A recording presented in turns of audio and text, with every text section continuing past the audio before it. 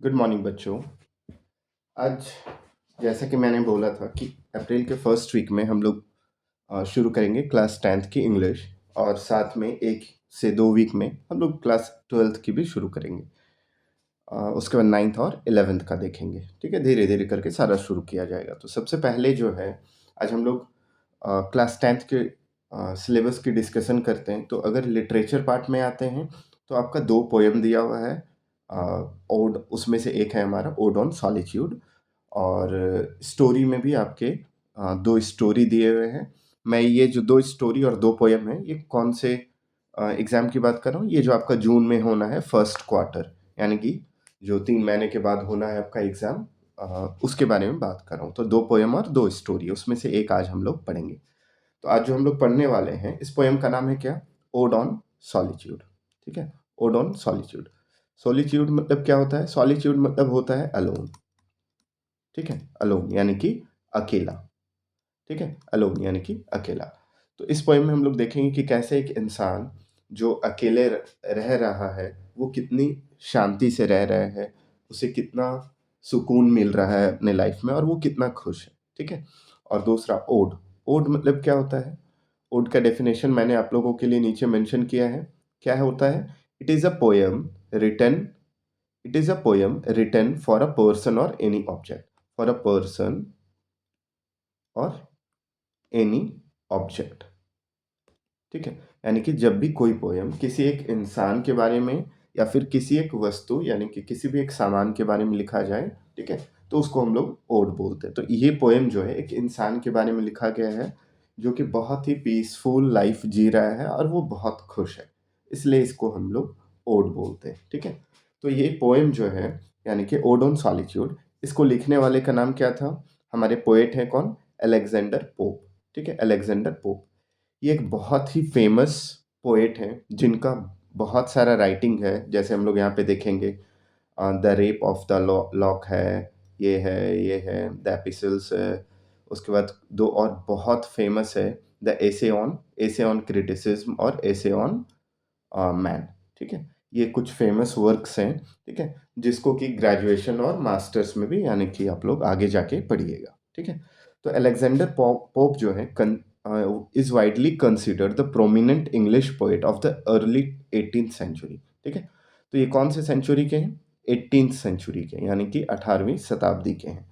और इन्होंने ये जो पोएम है, ये कब लिखा था? ईयर 1700 में लिखा था। ठीक है, जब ये सिर्फ 12 साल के थे। यानी कि अभी जो क्लास 10th के बच्चे हैं, वो लोग कितने होंगे? 14 to 15 ईयर्स के होंगे। तो उनसे 2-3 साल ये छोटे थे, उस टाइम ही इन्होंने इस पोएम को लिखा था। ठीक है, तो अलेक्जेंडर पोप वाइडली कंसिडर्ड मतलब क्या होता है? मानना। ठीक है, लोग इनको मानते हैं। प्रोमिनेंट, प्रोमिनेंट मतलब इम्पॉर्टेंट। ठीक है, तो is widely considered most important prominent या मोस्ट इम्पॉर्टेंट या most prominent English poet of the 18th century. जैसा मैंने बताया कि ये कौन से सेंचुरी के? 18th सेंचुरी के हैं। और इन्होंने 1700 में लिखा था, ईयर 1700 में इस पोएम को लिखा था, जब ये सिर्फ 12 साल के थे। ठीक है, ही वॉज अ ग्रेट सटारिस्ट।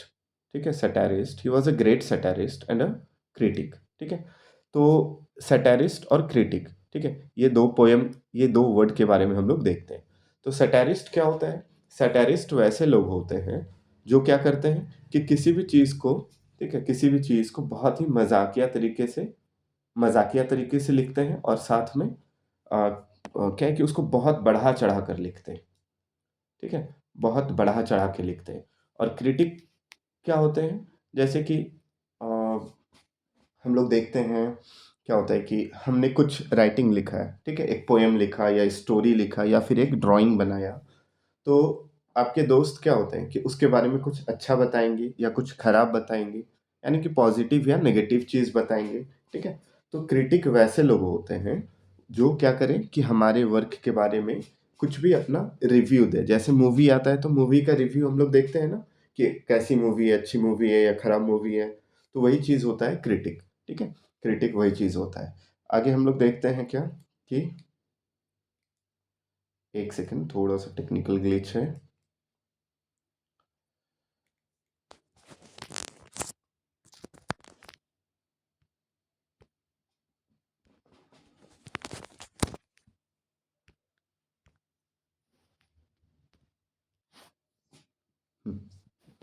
तो आगे हम लोग देखते हैं कि हाँ, यहाँ पे मैंने आपके लिए सैटारिस्ट और क्रिटिक का डेफिनेशन दिया है। तो सैटारिस्ट के बारे में जैसे मैंने बताया कि ये कौन होते हैं, सैटारिस्ट जो है वैसे लोग होते हैं जो क्या करते हैं, ह्यूमर मतलब मजाकिया तरीके से, ठीक है, और एग्जैगरेटेड लैंग्वेज, ठीक है।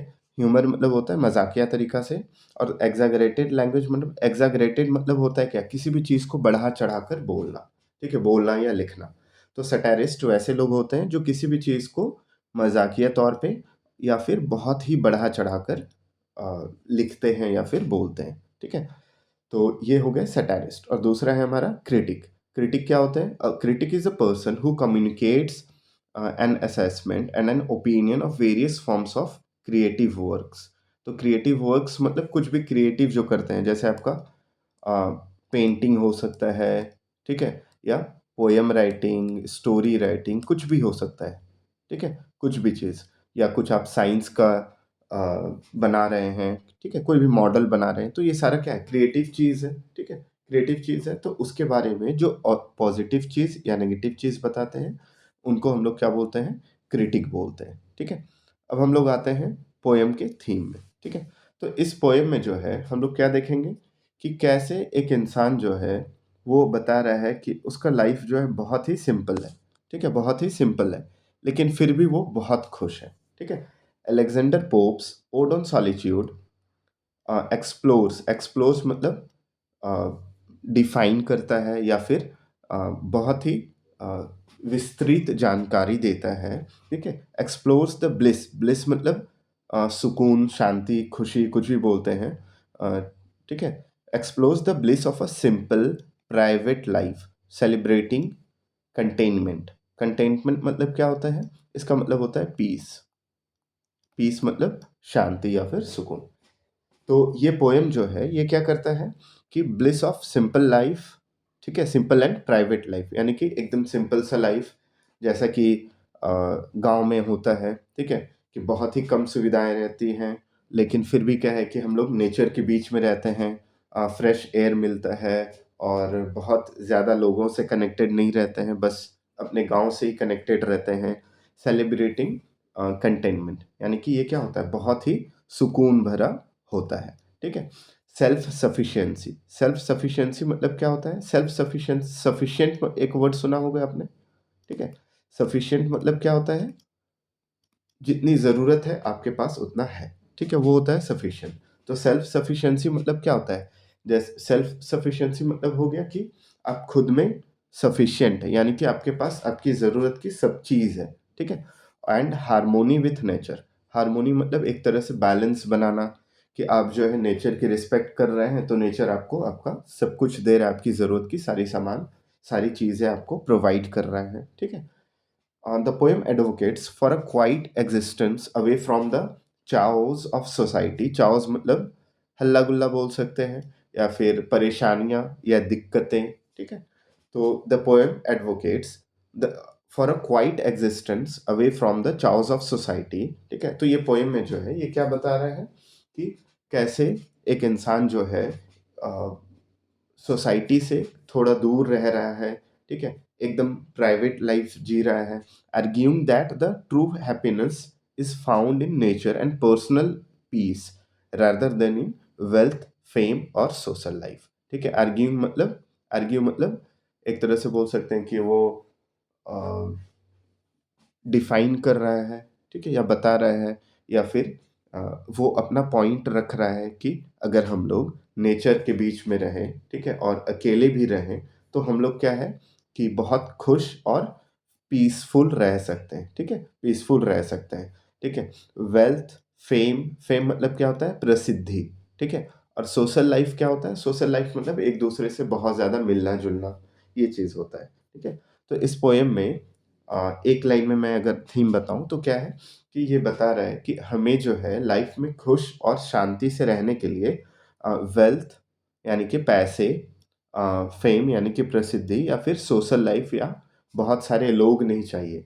हमें क्या चाहिए, हमें अगर शांति से रहना है तो हम लोग जो है अकेले रह के भी नेचर के साथ रह के हम लोग खुश और शांति से अपना जीवन बिता सकते हैं, ठीक है। अब हम लोग आते हैं डायरेक्ट पोएम में। पोएम के हर एक लाइन को हम लोग क्या करेंगे, लाइन बाय लाइन समझेंगे और फिर लास्ट में आपको जो भी डाउट हो आप हम मुझसे कमेंट्स में पूछ सकते हैं, या जो भी चीज़ आपको अच्छा ना लगे या बहुत अच्छा लगे आप कमेंट्स में ज़रूर बताइए, ताकि आगे से उस चीज़ को सुधारा जा सके और ध्यान आप लोग के पीछे दिया जा सके। ठीक है, तो पोएम जो है हमारा कौन सा है, ओड ऑन सॉलिट्यूड। ठीक है, happy the man who wish whose wish and care a few paternal acres bound. ठीक है, हैप्पी द मैन, एकर्स जैसे कि हम लोग जमीन बोलते हैं ना, जमीन है ना, जमीन क्या होता है, किस में नापा जाता है, स्क्वायर फीट में भी नापा जाता है, या फिर बहुत बड़ा लैंड रहे तो हम लोग एकर्स में, एकड़ जो बोलते हैं हम लोग देसी भाषा में, ठीक है, उसमें नापा जाता है। हैप्पी द मैन, वो इंसान, ठीक है, वो इंसान बहुत खुश है, ठीक है, जिसका विश और केयर जो है,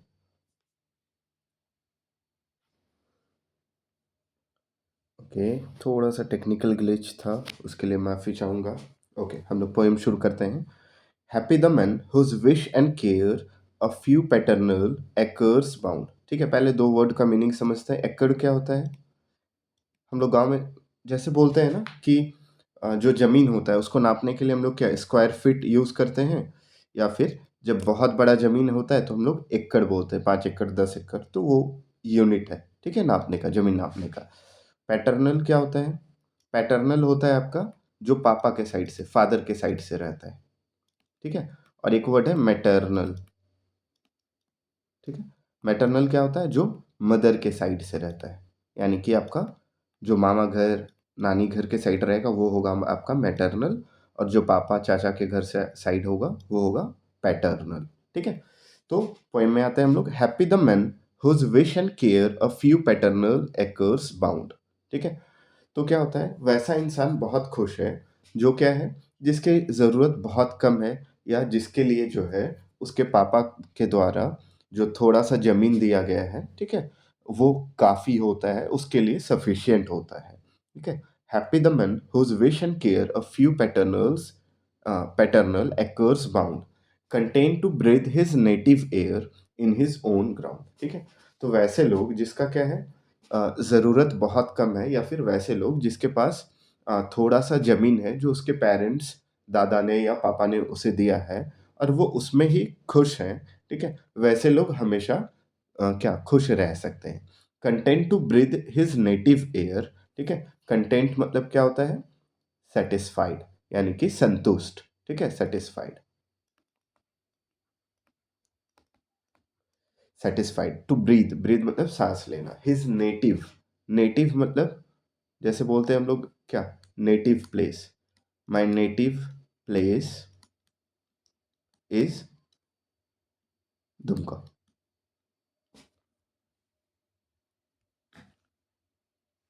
ठीक है, my native place is Dumka, जैसे बोलते हैं हम लोग क्या, नेटिव प्लेस, तो नेटिव प्लेस क्या हो गया, दुमका, यानी कि क्या हो गया, मेरा अपना घर, है ना। तो उसी तरह नेटिव एयर मतलब क्या होता है, कि अपने घर का जो सांस है, ठीक है। तो कंटेंट टू ब्रीथ यानी कि वैसे लोग खुश हैं, वैसे लोग खुश हैं, इसका फर्स्ट दो लाइन का मीनिंग क्या हो गया, कि वैसे लोग खुश हैं जिनके पास क्या है, कि जिनके पास थोड़ा सा ज़मीन है, थोड़ा सा ही ज़मीन है जो उनके पेरेंट्स ने दिया है, और साथ में क्या है, कि content to breathe his native air, वो उस ज़मीन में जो सांस चल रहा है, ज़मीन में सांस नहीं, उस ज़मीन में वो रहते हैं और वहाँ का हवा लेते हैं, वहाँ का ऑक्सीजन को ब्रीथ करते हैं, ठीक है, और उसमें ही वो बहुत ज़्यादा खुश हैं। Whose herds with milk, whose fields whose fields with bread. ठीक है, जिनका हर्ट्स मतलब क्या होता है, झुंड, ठीक है, झुंड, तो झुंड मतलब क्या, किस चीज़ का झुंड, मिल्क कौन देता है, जो भी काव बफेलो या गोट हो ये सब देते हैं, ठीक है।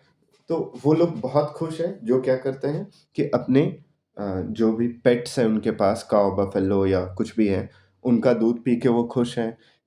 उनका जो ज़मीन है वो क्या करता है, उन्हें ब्रेड देता है। ब्रेड मतलब क्या हो गया, वो खाने वाला सिर्फ ब्रेड नहीं, ब्रेड मतलब होता है यहाँ पे फूड, ठीक है, फूड। तो वैसे लोग जो हैं खुश हैं जो क्या करते हैं, अपनी ज़मीन पे रहते हैं, वहाँ की सांस लेते हैं और वहाँ से क्या उनको मिल्क भी मिल रहा है, यानी कि दूध भी मिल रहा है, उनको वहाँ से खाने पीने का सामान भी मिल रहा है। Whose flocks supply him with attire. ठीक है, अटायर मतलब क्या होता है? क्लोथ्स। ठीक है, कपड़े। तो क्या होता है, वहाँ पे जो जानवर है वो क्या कर रहे हैं, अगर हमें कपड़ा दे रहे हैं तो हम वहीं पे खुश हैं। ठीक है, हमें अपना कपड़ा दे रहे हैं तो उसमें ही हम खुश हैं। Whose trees whose trees in summer yield him shade. ठीक है, whose trees in summer yield him shade, यानी कि इल्ड मतलब होता है क्या हमारा? इल्ड मतलब होता है देना। ठीक है, इल्ड मतलब होता है देना। तो क्या होता है कि हमारे ज़मीन में जो क्या हुआ है कि ट्रीज़ लगा हुआ है, वो क्या कर रहा है? हमें शेड दे रहा है। शेड मतलब छाया दे रहा है। कब? समर में। ठीक है, और उन्हीं वुड को जला के हम क्या है, विंटर में आग जलाते हैं और उससे हमें क्या होता है कि गर्मी मिलता है। ठीक है, तो क्या समझे हम लोग सेकंड पैराग्राफ में कि वैसे फर्स्ट और सेकंड पैराग्राफ में अब तक हम लोग क्या समझे कि वैसे ही लोग खुश हैं। ठीक है, वैसे ही लोग खुश हैं जो क्या हो रहा है कि अपने पापा के द्वारा दिए गए छोटे से ज़मीन में भी रहते हैं। ठीक है, वहीं का हवा लेते हैं। ठीक है, वहीं का दूध पीते हैं। वहाँ पे जो उनका जो भी पेट एनिमल्स हैं, जानवर हैं, ठीक है, उनसे वो दूध निकालते हैं और उसको पीते हैं। हुज फील्ड्स विथ ब्रेड, वही ज़मीन में जो है अनाज होता है जिसको वो खा के खुश रहते हैं। ठीक है, whose flock supply him with attire. Attire मतलब क्लोथ होता है, यानी कि कपड़े। तो वहाँ पे जो जानवर होते हैं, जैसे हम लोग जानते हैं कि भेड़ के छाल से या फिर अलग अलग जानवर से क्या होता है कि कपड़े बनते हैं। ठीक है, तो वही चीज़ ये बोल रहा है कि वहाँ पे जो है, वहाँ के जो भी जानवर हैं उनसे क्या है, इनको कपड़े भी मिल जा रहे हैं। ठीक है, और सबसे इम्पोर्टेंट क्या है कि समर में जो है वहाँ पे जो ट्रीज लगाया गया है, इनका जो ज़मीन है, ठीक है, ये जो ज़मीन है, यहाँ पे जो पेड़ लगाया गया है, ठीक है, पेड़ जो लगाया गया है, ठीक है, ये क्या करते हैं, इनको शेड देते हैं। ठीक है, इनको शेड देते हैं कब? समर में। और इनको क्या करते हैं कि इन्हीं पेड़ को ये काट के विंटर में क्या करते हैं कि आग जलाते हैं और इससे उनको गर्मी मिलती है। ठीक है, नेक्स्ट पैराग्राफ क्या है हमारा? नेक्स्ट पैराग्राफ आता है हमारा, एक सेकंड रुकिएगा।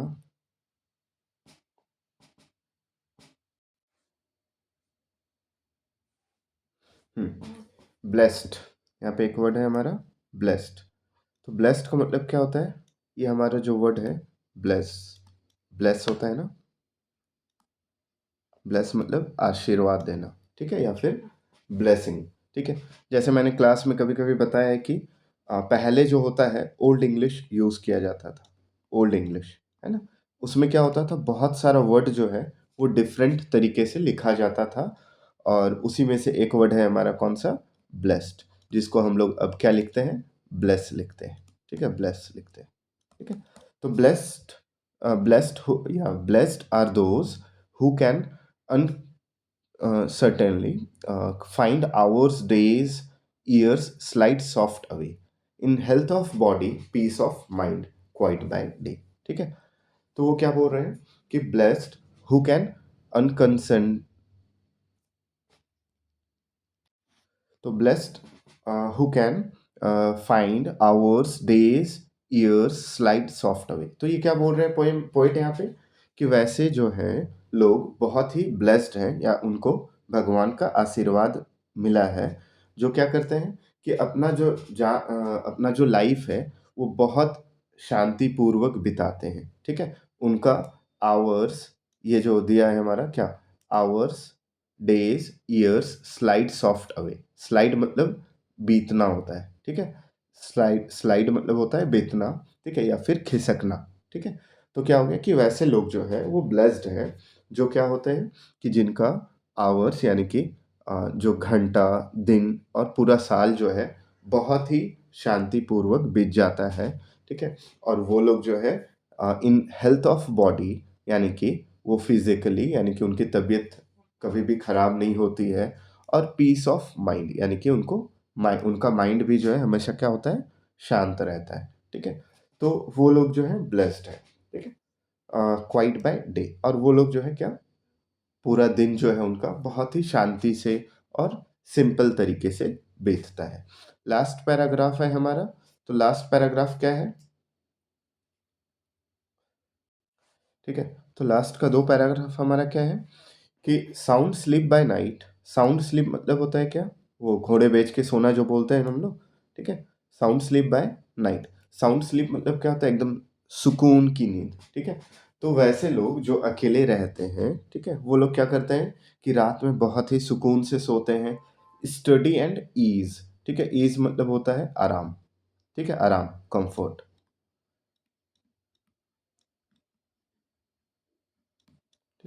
कंफर्ट। तो क्या हो गया कि वैसे लोग जो अकेले रहते हैं, वो दिन में अपना स्टडी मतलब यहाँ पे आपका क्या काम भी बोल सकते हैं, ठीक है? यहाँ पे जो है आपका सिर्फ स्टडी मतलब सिर्फ स्टडी नहीं होता है, यहाँ पे काम जो भी आपका दिन का काम रहता है, जो भी काम करते हैं, ठीक है? वो भी चीज़ यहाँ पे बताया जा रहा है। Sound sleep by night, study and ease together mixed, ठीक है? तो वो क्या करते हैं कि रात में सुकून की नींद लेते हैं और दिन में जो है वो क्या करते हैं कि अपना जो भी अ, काम है और आराम है, दोनों को बहुत अच्छे से मिक्स करके यानी कि दोनों के बीच में क्या करते हैं कि एक बैलेंस बना के चलते हैं। रात में वो बहुत आराम से सोते हैं और दिन में जो है वो अपने काम और आराम के बीच में एक बहुत ही अच्छा बैलेंस बना के रखते हैं और एक ईज़ी लाइफ़ जी रहे हैं, ठीक है? स्वीट रिक्रिएशन, ठीक है? इसका मतलब क्या होता है? रिक्रिएशन मतलब होता है फन। ठीक है? यानी कि मज़ा करना, ठीक है? वो बीच-बीच में अपना टाइम निकाल के क्या करते हैं कि बहुत ही लाइफ़ को जो है बहुत ही मज़े तरीके से जीते हैं या फिर बहुत सारा मज़ा करते हैं। एंड इनोसेंस, इनोसेंस मतलब innocence which most does please with meditation, ठीक है? तो वो क्या बोल रहे हैं कि वो जो है अपना लाइफ़ को हर तरीके से जी रहे हैं, ठीक है? वो अपनी लाइफ़ की मासूमियत को ख़त्म नहीं कर रहे हैं। जो बहुत ही ज़्यादा इम्पोर्टेंट होता है, ठीक है? वो अपने लाइफ़ को एक मेडिटेशन की तरह जी रहे हैं। मेडिटेशन की तरह मतलब जिससे कि आपको मेडिटेशन मतलब क्या होता है? जैसे कि हम लोग एक्सरसाइज़ करते हैं ना योगा के बाद आँख को बंद करते हैं और फिर क्या करते हैं कि साँस-वाँस लेते हैं, ठीक है? डीप ब्रीथ करते हैं, तो वो चीज़ होता है मेडिटेशन, ठीक है? तो वैसे लोग जो अकेले रहते हैं, वो क्या करते हैं कि रात में बहुत अच्छे से नींद लेते हैं, दिन में अपने काम और अपने आराम के बीच में बहुत ही अच्छा बैलेंस बना के रखते हैं। अ, वो अपने लाइफ़ में बहुत सारा फ़न भी कर सकते हैं, क्यों? क्योंकि वो लोग खुश हैं और उनके लाइफ़ में बहुत ज़्यादा सुकून है, ठीक है? And innocence which most does please with meditation, ठीक है? उनके लाइफ़ में जो है बहुत सारी प्रॉब्लम्स नहीं है या फिर बहुत सारी नई चीज़ें नहीं हैं जिसके कारण उनका इनोसेंस बना हुआ है, यानी कि मासूमियत, इनोसेंस मतलब मासूमियत। उनकी मासूमियत बनी हुई है और साथ में क्या है कि वो बहुत ही अच्छे से लाइफ़ जी रहे हैं। "दस let me leave", last paragraph में वो बोल रहे हैं कि "दस let me leave unseen, unknown", ठीक है? अनसीन मतलब ये एक जो इंसान है, ठीक है? अलेक्जेंडर पोप जिनके बारे में बता रहे हैं, जिस इंसान के बारे में इस पोएम में बात किए हैं, ठीक है? वो क्या बता रहे हैं? वो क्या बोल रहा है कि मुझे जो है अनसीन रहने दो। अनसीन मतलब मुझे कोई ना देखे, ठीक है? अननोन, अननोन मतलब नोन मतलब क्या होता है? जानना और अननोन मतलब होता है कि मुझे कोई जाने ही नहीं, ठीक है? दस लेट मी लिव, मुझे एक ऐसा लाइफ़ जीने दो जिसमें मुझे कोई ना देखे, ठीक है? मुझे कोई ना जाने। दस अनलैमेंटेड, अनलैमेंटेड मतलब क्या होता है? नो रिग्रेट, ठीक है? नो रिग्रेट, रिग्रेट मतलब पछतावा, ठीक है? तो वो क्या बोल रहे हैं कि मुझे एक ऐसा लाइफ़ जीने दो जिसमें क्या है कि अ अ, जिसमें क्या है मुझे एक ऐसा लाइफ़ जीने दो जिसमें मुझे कोई देखे भी ना, मुझे कोई जाने भी ना, ठीक है? और मुझे पूरे लाइफ़ में जो है क्या है कि कोई भी रिग्रेट ना रहे, यानी कि मेरा डेथ भी ऐसा हो कि मुझे पूरे लाइफ़ में कोई भी रिग्रेट या फिर कोई भी अ, क्या बोल सकते हैं कि किसी भी चीज़ का दुःख ना रहे, ठीक है? Steal from the world and not a stone tell where I lie, ठीक है? Steal from the world and not a stone tell where I lie, ठीक है? तो जैसे हम लोग ने देखा होगा कि जो कब्र होता है, ठीक है? जहाँ पे लोगों को बरी किया जाता है, उसके बगल में एक स्टोन लगाया जाता है ना? एक स्टोन लगाया जाता है, जिसमें क्या होता है उसका नेम, कब बॉर्न हुआ था, कब उनका डेथ हो गया और 1-2 लाइन उनके बारे में अच्छा कुछ लिखा जाता है, ठीक है? तो ये क्या बोल रहे हैं कि मुझे एक ऐसा लाइफ़ जीना है, जिसमें ना मुझे कोई देखे, ना मुझे कोई जाने और जब मैं मरूँ तो मुझे किसी भी चीज़ का दुःख ना रहे या किसी भी चीज़ का पछतावा ना रहे, ठीक है? मुझे जो है दुनिया से छिपा दो। स्टील मतलब होता है क्या? चुराना। स्टील मतलब होता है चुराना। तो मुझे दुनिया से चुरा दो या छिपा दो, ठीक है? एंड नॉट अ स्टोन, ये कौन-सा स्टोन के बारे में बोला जा रहा है? ये ग्रेव स्टोन के बारे में। ग्रेव मतलब होता है, ये है हमारा ग्रेव, ठीक है? और इसके बगल में जो लगा हुआ है, इसको बोलते हैं हम लोग क्या? ग्रेव स्टोन, ठीक है? तो उसी के बारे में ये बोला जा रहा है कि स्टील फ्रॉम द वर्ल्ड, यानी कि मुझे दुनिया से छिपा दो या फिर मेरा जो कब्र होगा, उसे दुनिया से छिपा देना and not a stone tell where I lie, ठीक है? और इस स्टोन में जो है, ठीक है? ये स्टोन एक्चुअली लगाना ही मत, ठीक है? ये जो स्टोन के बारे में बोला जा रहा है कि मुझे दुनिया से छिपा दो और मेरी कब्र जहाँ पे होगी, वहाँ पे क्या है कि इस स्टोन को लगाना ही नहीं, जिससे कि किसी को भी पता चले कि मैं कहाँ पे, मुझे बरी बरी किया गया है या मुझे कहाँ पे गाड़ा गया है, ठीक है? यही आपका पोएम का समरी था। आई होप समझ में आ गया होगा। हाँ, थोड़ा-सा टेक्निकल ग्लिच हुआ है, जो धीरे-धीरे सुधर जाएगा, तो just be patient with me. अब हम लोग क्या देखते हैं कि मैंने यहाँ पे आप लोगों के लिए एक शॉर्ट समरी, बहुत ही शॉर्ट, ठीक है? ये मैंने अपलोड कर दिया है, तो ये आप लोग स्क्रीनशॉट लेके अपने कॉपी में नोट डाउन कर सकते हैं और मैं कोशिश करूँगा आपको हिंदी में भी समरी दे दूँ, ठीक है? तो आज के लिए बहुत-बहुत शुक्रिया।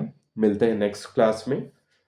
कल आपका, यानी कि नेक्स्ट क्लास जब भी होगा, आपका जो भी क्वेश्चन आंसर्स है, इस चैप्टर के जो भी क्वेश्चन आंसर्स हैं, ठीक है? वो सब हम लोग डिस्कस करेंगे और जो इम्पोर्टेंट एमसीक्यूज़ होंगे, ठीक है? उसको भी हम लोग डिस्कस करेंगे, ठीक है? Thank you.